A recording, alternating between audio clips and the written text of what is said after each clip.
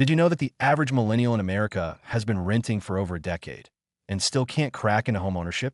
Or that there are Midwest towns where a brand new homeowner paid less for their mortgage than most people spend on a car payment? We're talking $650 a month. Full house, front yard, garage. Here's what nobody talks about when they debate the housing crisis. While the coasts are pricing out an entire generation, the American Midwest has been quietly building something extraordinary. A second chance at the dream everyone said was dead. Get ready, because today on Life in the State, you're going to discover 12 Midwest towns where millennials are actually genuinely becoming homeowners right now. And more importantly, you're going to find out exactly how they're pulling it off. Before we get into these towns, and trust me, some of these numbers are going to stop you in your tracks. Do us a favor. If you've ever felt like homeownership just wasn't built for your generation, hit that subscribe button right now. We cover hidden American gems and real data on places people are actually building lives. You don't want to miss the next one. Now, let's get into it. Here on Life in the State, we go where the data leads, and the data led us straight into the heart of America. For this video, we built our list by cross-referencing 4 data points. Median home prices under $200,000, millennial homeownership rates above the national average, year-over-year population growth among 25 to 40-year-olds, and local job market strength. We didn't just pick cute small towns. We picked towns where the math actually works. Let's get into it. Number 1, Davenport, Iowa. The reveal. Most people picture Iowa and think corn, fields, quiet. But Davenport? Davenport is a city of nearly 100,000 people sitting right on the Mississippi River, and it is one of the most underrated homebuyer markets in the entire country. The why?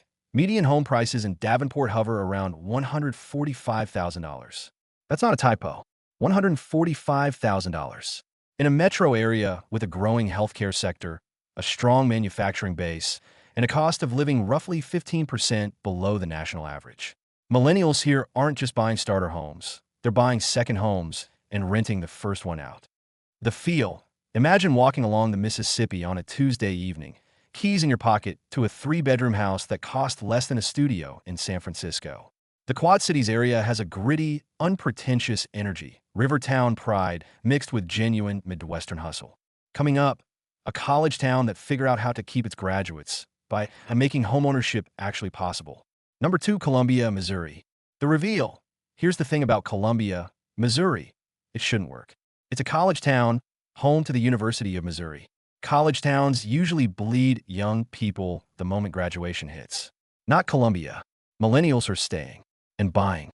The why. The university acts as an economic anchor, providing stable employment in education, research, and healthcare. But the secret weapon is the price point. Median home values sit around $185,000, while average salaries for professional roles in the city hover in the $50,000 to $65,000 range. The math, for once, actually works in favor of the buyer. The feel. Columbia has that rare combination. Genuine college town energy without the transients. Breweries, independent bookshops, weekend farmers markets, and real neighborhood roots. People aren't just passing through. They're putting down stakes. Next, a steel town that reinvented itself, and the millennials who showed up to claim it. Number 3, Gary/Portage area, Indiana. The reveal. Say Gary, Indiana, and most people picture rust and ruin. What they don't picture is the Lake Michigan shoreline, one of the most undervalued pieces of real estate in the entire Midwest. In Portage, just east of Gary, is where the opportunity actually lies. The why. Portage has seen a 12% uptick in millennial homebuyer activity over the last 3 years. Median home prices? Around $170,000. Chicago is 35 miles away. That means lakefront proximity, urban job access, and small town pricing. A combination that's nearly impossible to find anywhere else in the country. The feel. Indiana Dunes National Park sits practically in the backyard. Millennials here are trading their Chicago rent for a mortgage, a garage, and a trail system that rivals national parks 3 times its size. The trade-off is a commute, but most are calling it worth it. Up next, a Midwest city that almost nobody outside Ohio can find on a map, but millennials are finding it just fine. Number 4, Youngstown, Ohio. The reveal. Youngstown is one of those cities that economists call a shrinking city. Population has dropped dramatically since its steel industry peak. Most people read that and walk away. Savvy millennials read that and see an opening. The why. Here's the wild part. Youngstown has a median home price of around $72,000. $72,000 for a house. Some properties go for under $30,000 with full structural integrity. The city has been actively courting young buyers through land bank programs that sell vacant properties for $1 to qualified buyers who commit to renovation. The feel. It's not for the faint of heart. This is a fixer-upper market, not a move-in ready market. But the millennials landing here are a specific breed. Creative professionals, remote workers, artists who want square footage, a project, and a community they can genuinely help shape. Youngstown is not a polished destination. It's a blank canvas. After the break, we're heading to a Great Plains city where the job market grew faster than the housing prices could follow. Number 5, Omaha, Nebraska. The reveal. Omaha doesn't get nearly enough credit. It is the home of Warren Buffett, one of the largest insurance and financial services sectors in America, and a restaurant scene that quietly punches way above its weight class. It's also one of the most stable housing markets in the country. The why. Omaha's unemployment rate has consistently tracked below 3%. That is tighter than almost every major coastal metro. Median home prices sit around $200,000 at the top of our range, but paired with salaries averaging $55,000 to $70,000 for mid-level professionals, the debt-to-income ratio still works. Millennials here are buying homes and keeping their 401(k)s intact. Both things at the same time. The feel. Omaha is a city that respects substance over style. The Old Market neighborhood feels like Brooklyn shrunk to a livable scale. Cobblestone streets, independent galleries, farm-to-table restaurants, but without the $3,500 a month rent. Next, a sleeper city on the Kansas side of the border that's being quietly discovered by remote workers with their eyes on equity. Number 6, Overland Park, Kansas. The reveal. Overland Park is technically a suburb of Kansas City, but it has developed a strong enough identity and employment base that it stands alone. Forbes has ranked it one of the best places to raise a family in America. What Forbes didn't fully explain is why millennials without kids are also showing up in huge numbers. The why. The tech and finance sector in Overland Park has expanded significantly, attracting corporate relocations and remote work anchors alike. Median home prices are in the $290,000 range, slightly above our target floor. But first-time buyer programs through the Kansas Housing Resources Corporation bring effective entry points down to the $220,000 bracket with down payment assistance. The feel. This is the suburb that doesn't feel like a suburb. Walkable zones, genuine local business culture, and the Kansas City Metro's full cultural and culinary spread within 20 minutes. Young buyers here aren't settling. They're upgrading. Halfway through the list, and we're just getting to the hidden gems. Don't go anywhere. Real quick, if these towns are surprising you, drop a comment below with which one caught you most off guard. And if you haven't subscribed yet, what are you waiting for? We drop new life in the state videos every week. Back to the list. Number 7, Fargo, North Dakota. The reveal. Yes, Fargo. The name alone gets laughs. But here's what nobody talks about. Fargo has one of the lowest unemployment rates in the entire United States, year after year, and has maintained that record for over a decade straight. The why. Agriculture, technology, and healthcare form a remarkably diverse economic base for a city of 130,000. Median home prices in Fargo sit at approximately $240,000, with a cost of living so far below the national average that a $45,000 salary here stretches like $65,000 when in Denver.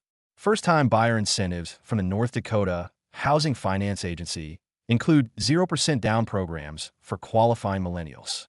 The feel. Fargo is cold. Let's not pretend otherwise. But it's a city that has built an extraordinary quality of life around its climate rather than despite it. The art scene is genuinely thriving. The downtown has undergone a remarkable transformation, and the community bonds are the kind that coastal cities stopped building 20 years ago. Next, a river town in Illinois that tourists drive through on the way to Chicago without realizing they're passing a gold mine. Number 8, Rockford, Illinois. The reveal. Rockford sits 90 miles northwest of Chicago and has long lived in the shadow of its more famous neighbor. But that shadow is exactly what's creating opportunity. Rockford is the second largest city in Illinois, and most of the country has never heard of it. The why. Median home prices in Rockford are among the lowest of any mid-sized Midwest city, hovering around $110,000. The city has invested heavily in downtown revitalization, and the results are starting to show. A new generation of millennial buyers is arriving, drawn by remote work flexibility and the ability to own a genuine brick home for less than $1,000 a month in total housing costs. The feel. The Rock River runs right through the city, and the Natural Land Institute has preserved over 5,000 acres of natural area within Metro. This is a city with bones, architectural character, strong local heritage, and a working-class authenticity that no amount of urban planning can manufacture. Coming up, a Wisconsin city where the brewing culture runs deeper than the beer, and millennial homeownership rates are climbing faster than anywhere else in the state. Number 9, Green Bay, Wisconsin. The reveal. Green Bay is synonymous with the Packers. But the real story isn't football.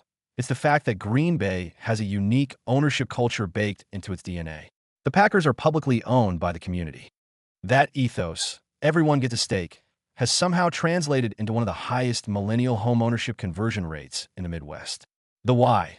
Median home prices around $185,000. A strong paper manufacturing and healthcare employment base, and Wisconsin's way-to-loan programs for first-time buyers create a triple-stacked advantage. More than 38% of recent home purchases in the Green Bay metro have been by buyers under age 40. That's 6 points above the national average. The feel. Green Bay has a fierce civic pride that is genuinely contagious. Neighborhoods are tight-knit in a way that urban planners spend millions trying to engineer elsewhere. And on game days, there's nowhere in America that feels quite like it. 2 more towns to go, and the next one might be the biggest surprise on the entire list. Number 10, Lansing, Michigan. The reveal. Michigan's capital city has been navigating an economic transition since the automotive industry contracted, and what's emerged on the other side is genuinely remarkable.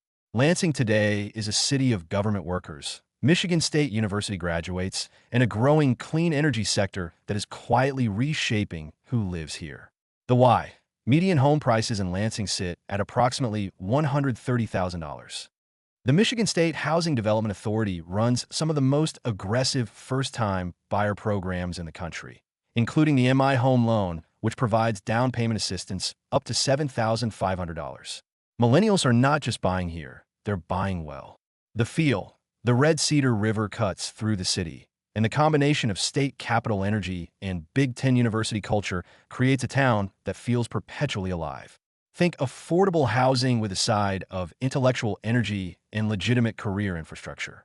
1 town left, and we saved arguably the most interesting case study for last. Number 11, Sioux Falls, South Dakota. The reveal. Sioux Falls is growing faster than almost any metro its size in the entire country. Population has increased by over 20% in the last decade. The city has built an economy on financial services, healthcare, and distribution, and it has done it without the cost of living explosion that usually accompanies that kind of growth. The why. South Dakota has no state income tax. None. Zero. For a millennial earning $60,000 a year, that's the equivalent of an automatic raise compared to living in Illinois or Minnesota.